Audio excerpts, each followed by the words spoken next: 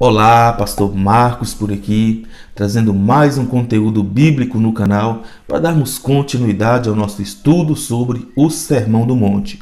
No vídeo de hoje, estaremos aprendendo sobre a segunda bem-aventurança do Sermão do Monte e para isso eu gostaria de ler com você o capítulo 5 de Mateus, versículo de número 4. Mas antes de fazermos a leitura, eu gostaria que você assinasse o nosso canal, curta também esse vídeo. Estamos com uma meta para atingir 1000 inscritos até o final desse ano e você pode fazer parte desse projeto assinando o nosso canal e compartilhando para todos os seus amigos.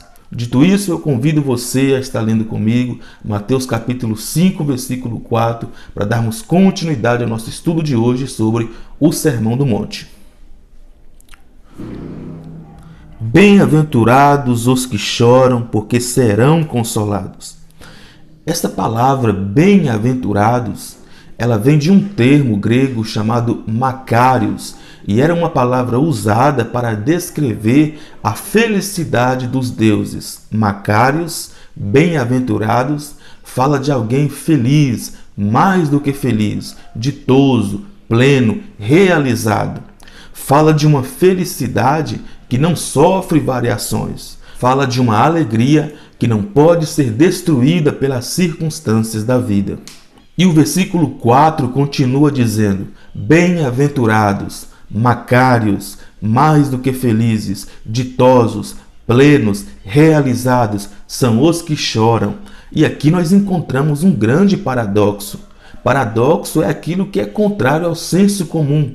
E o que Jesus está declarando aqui no versículo 4 é contra o senso comum. Porque normalmente quem chora está demonstrando uma grande tristeza. No entanto, Jesus está dizendo que são felizes, bem-aventurados, mais do que felizes esses que choram. Como pode isso? Como pode alguém chorar e ser feliz ao mesmo tempo?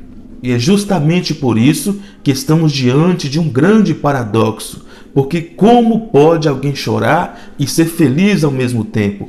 Parafraseando o que Jesus está dizendo aqui seria o seguinte: felizes são os infelizes. Como entender isso? Que espécie de tristeza é essa que pode produzir a maior felicidade? Que lágrimas são essas que desagam em uma alegria eterna? A palavra que está sendo usada por Jesus aqui para chorar é prantear, lamentar.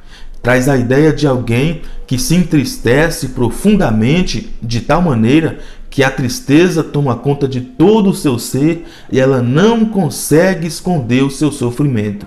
Esta palavra chorar que Jesus está usando aqui, prantear, lamentar, traz a ideia de alguém que está de luto, sofrendo pela perda de um ente querido e por mais que ela está tentando esconder a sua dor, ela não consegue porque a tristeza tomou conta de todo o seu ser e ela não consegue conter as lágrimas de rolarem na sua face. Portanto, esta palavra chorar é o termo mais forte para descrever a dor e o sofrimento. Esta palavra é a mesma palavra usada para descrever o sofrimento de alguém que está de luto por ter perdido um ente querido da sua família. E um exemplo bíblico que eu quero estar trazendo para ter como base o que nós estamos dizendo é o texto de Gênesis capítulo 37, versículo 34, que diz exatamente assim: então Jacó rasgou as suas vestes e pôs pano de saco sobre os seus lombos e lamentou a seu filho muitos dias. Esta passagem bíblica fala daquele episódio bastante conhecido onde os filhos de Jacó se apresentam diante dele trazendo a notícia dizendo que o seu filho José havia morrido. Aqui nós encontramos a mesma palavra que está sendo usada por Jesus para descrever uma dor, um sofrimento, um lamento. E aqui nós encontramos o termo mais forte para descrever a dor e o sofrimento de alguém. É dito que Jacó se lamentou, Jacó ficou profundamente triste, a dor tomou conta de todo o seu ser, porque quando ele recebeu a notícia, ele não conseguiu conter as lágrimas de descerem na sua face. Existem várias razões que levam o ser humano a chorar. Choramos pela dor física, pelo luto, pela saudade, pela compaixão, pela decepção, pela frustração. Agora, que tipo de choro Jesus está tratando aqui no capítulo 5 de Mateus, versículo 4?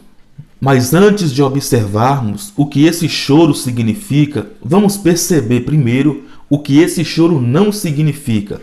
Primeiro, esse não é um choro carnal. Choro carnal é aquele choro que a pessoa lamenta a perda de coisas exteriores e não a perda da pureza.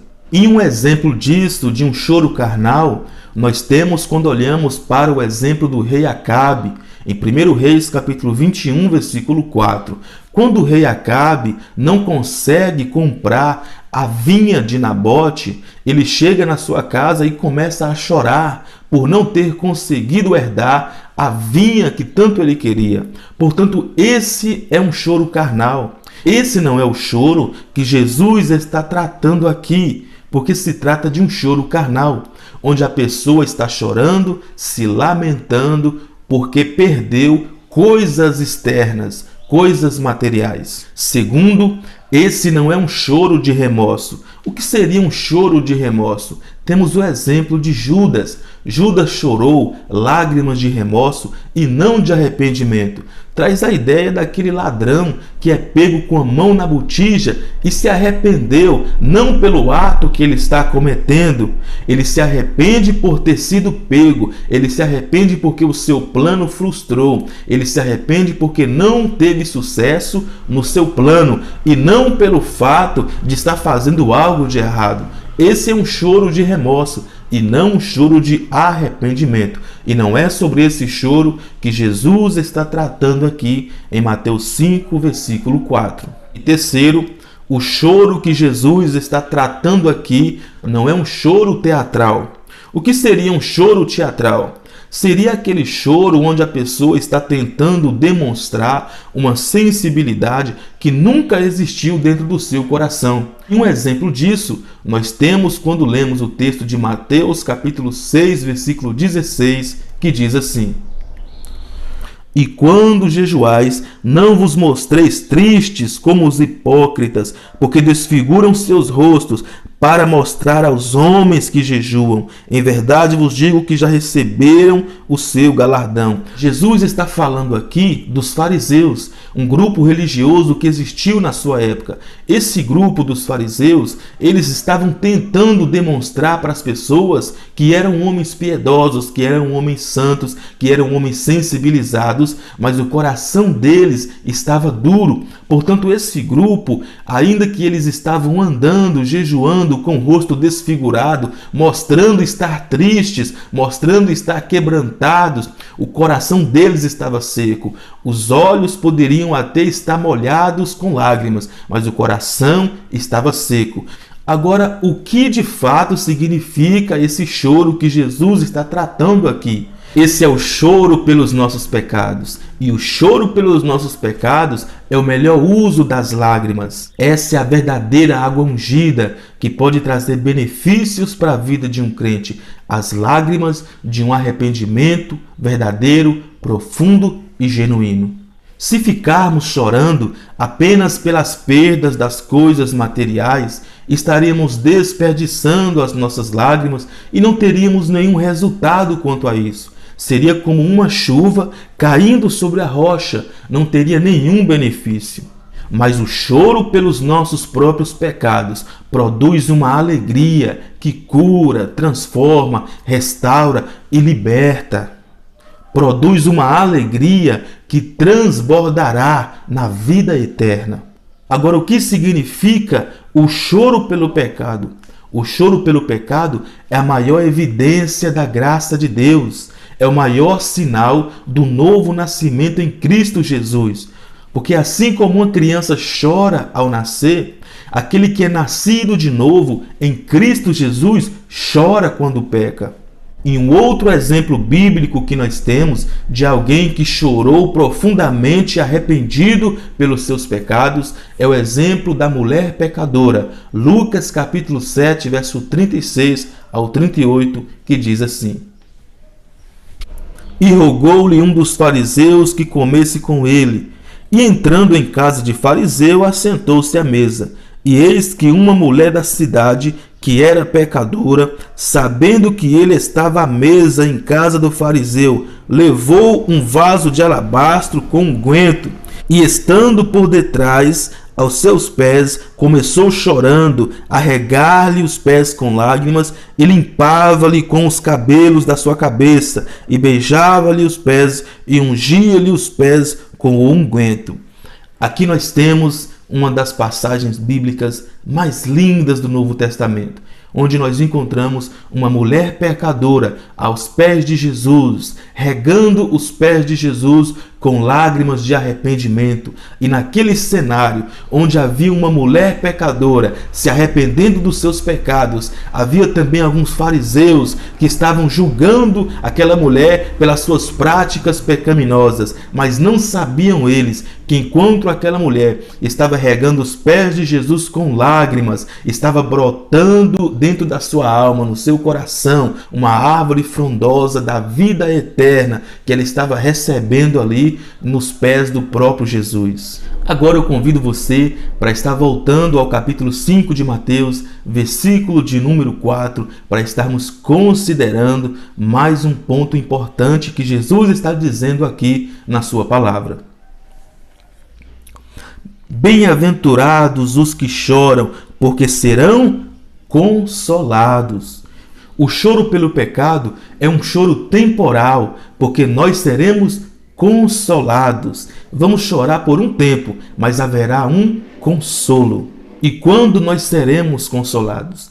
Quando receberemos o consolo de Cristo? Bom, nós seremos consolados agora pela consciência do perdão dos nossos pecados, quando você tem consciência de que os seus pecados foram perdoados em Cristo e que a justiça de Cristo foi imputada em você. Esse é um consolo para agora. Você pode ser consolado agora, hoje, pela consciência do perdão dos seus pecados em Cristo Jesus.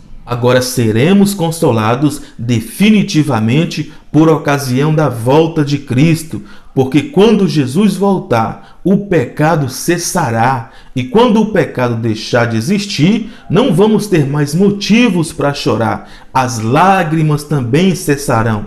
A Bíblia diz em Apocalipse, capítulo 21, versículo 4, que o próprio Deus limpará dos nossos olhos todas as lágrimas. Portanto, esse choro é temporal.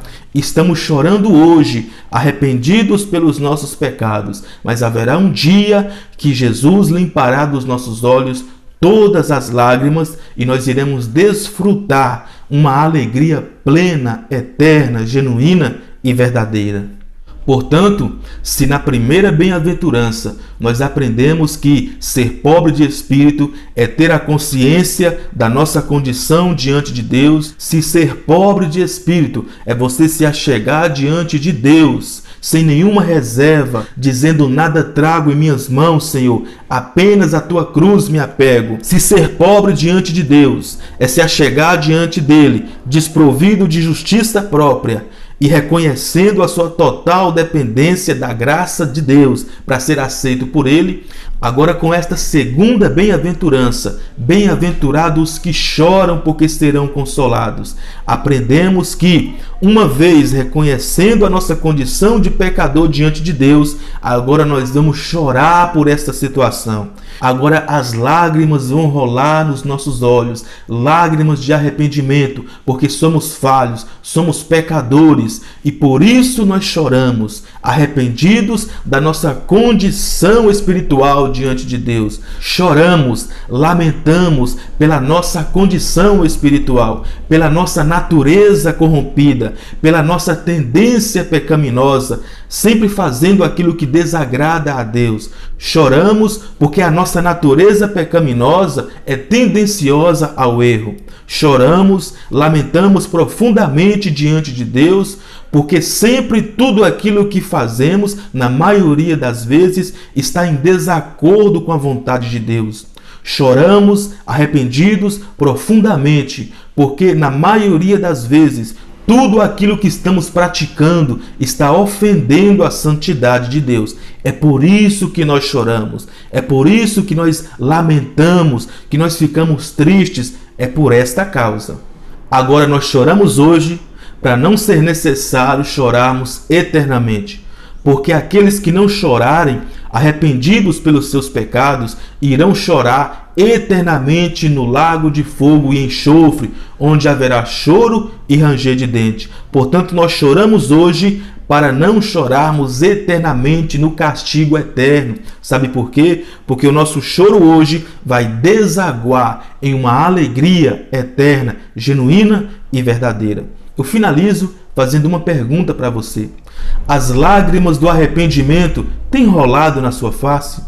Você fica triste quando peca contra Deus? Reflita sobre isso e perceba a necessidade de chorar arrependido pelos seus pecados diante de Deus, porque esse choro é temporal. Seremos consolados e Deus, Jesus, limpará dos nossos olhos todas as lágrimas, porque para sempre ficaremos com Ele para desfrutar de uma plena, eterna, genuína e verdadeira alegria. Eu espero que o ensino de hoje tenha abençoado e edificado a sua vida. Se te abençoou, você já sabe, deixa embaixo aqui um comentário, curta esse vídeo para estar ajudando o canal, se inscreva se caso ainda você não é inscrito, compartilhe essa mensagem naquele grupo onde você faz parte, aquele grupo de estudo, onde você sabe que se você postar o link desse vídeo, você vai estar abençoando muitas pessoas. Compartilhe com a sua família, com os seus amigos, divulgue esse canal para mais pessoas serem alcançadas e abençoadas pelo ensino da palavra de Deus. Vou ficando por aqui, mas estarei te aguardando no nosso próximo encontro para darmos continuidade ao nosso estudo sobre o Sermão do Monte.